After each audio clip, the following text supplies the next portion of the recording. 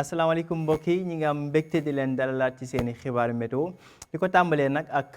xeetum seddaay muy péex moo xam ne ñi ngi koy tàmbalee di ko nemmee ko ci yenn gox réew mi rawatina boori penku réew mi loolee nag dana ànd ak tuuti niir ci gox yooyu le waaye tamit diggu bëccëg gi danañ am tàngaay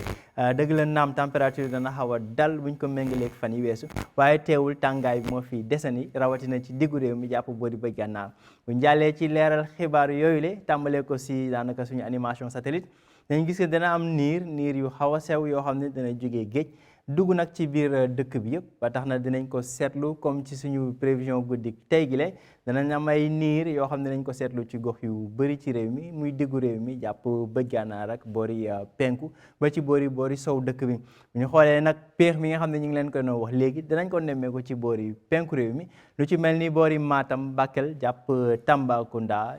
ba ci boori Kolda ak Kaffrine foofee ñu ngi fay séntu ci guddik tey gi le fanweeri degré ak juróom ñaar jëm ba fanweeri degré ak juróom ñett dinañ dem ba fanweeri degré ak juróom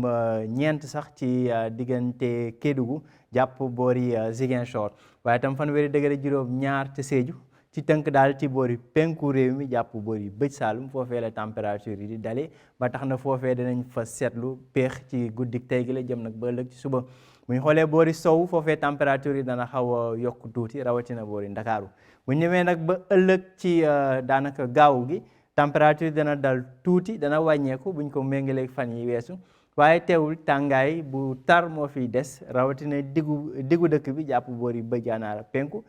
température yi dana dalee foofu ci fanweeri degré ak juróom ñaar jëm ba fanweeri degré ak juróom ñeent température bi gën a kawe nag ñu ngi koy séntu ca Bakel muy toll ci ñeent fukki degré bu ñu xoolee loolee yëpp nag li ko waral mooy ngelaw li nga xam ne mooy jóge penku dañ koy woowee harmattan moo tàmbali nag ci fan yi weesu yëpp di dugg ci biir dëkk bi ba tax na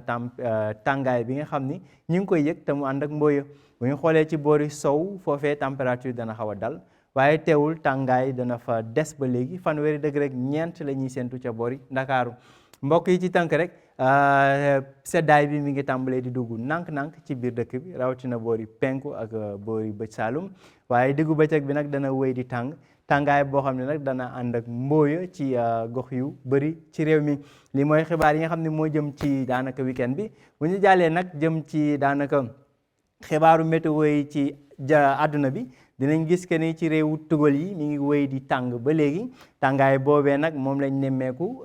daanaka négéni ci semaine bi weesu muy àjjuma bi weesu tàngaay gu tar la goo xam ne ñu ngi koy nemmeeku ba léegi ci réewu tugal yi lu ci mel ni boori Espagne jàpp Angleterre température yi dafa xaw a kawe loolu ci buñ ko méngaleeg liñ daan faral di am loolee nag bokk na li ko waral muy li nga xam ne moom mooy méthane gaz la boo xam ne ñu ngi koy am ci jaww ji ak ci suuf si gaz boobu nag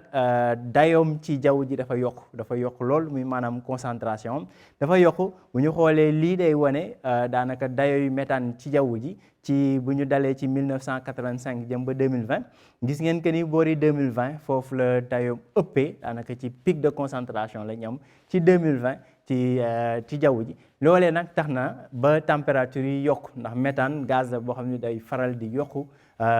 température yi ci biir jaww ji bokk na nag ci li indi méthane boobu ci jaww ji muy xeetu mbay nga xam ne ñu ngi koy def ci réewu àdduna bi rawatina ñi nga xam ne ñoom ñooy faral di utiliser li ñuy woowee engrais chimique waaye tamit déchets plastiques yi muy mbuus yi ak lépp loo xam ne plastique la loo xam ne ñu ngi koy bàyyi